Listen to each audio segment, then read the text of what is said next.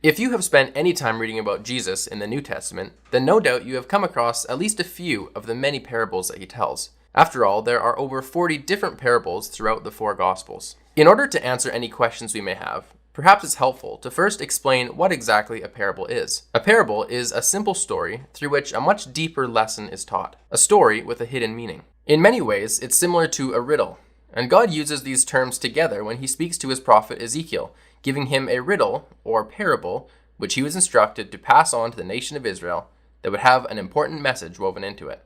Parables were a common way in which the Jewish people would communicate. So, was Jesus the only one to speak in parables? No, in fact, there are a number of other Bible characters who speak in parables, among whom are Nathan the prophet, Balaam, Job, and the prophet Ezekiel, as we mentioned. The parable that the prophet Nathan gives us is a prime example of why parables are so effective. In that story, King David had just arranged the death of one of his most loyal soldiers so that he could take his wife to be his own.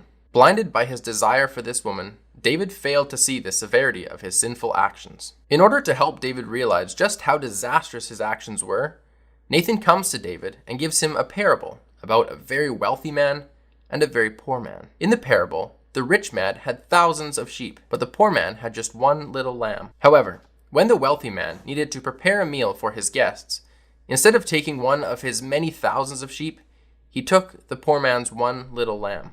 King David was furious at the inconsiderate actions of the wealthy man in the parable. The hidden message behind the story was that David was being greedy and selfish, and acting sinfully by taking another man's wife when he already had wives of his own. Hearing it through the parable, though, helped David to instantly recognize the gravity of his mistake. You see, stories are memorable, the characters are bold, the symbolism is rich, and so the lesson can make a big impact and stick with the listeners for a very long time. Of course, Jesus is the one we all think of when we talk about parables, probably because of the sheer volume that he told. However, not only did he give the most parables, but by knowing the heart of his listeners, he was able to teach on many levels and give each of his listeners something to think about.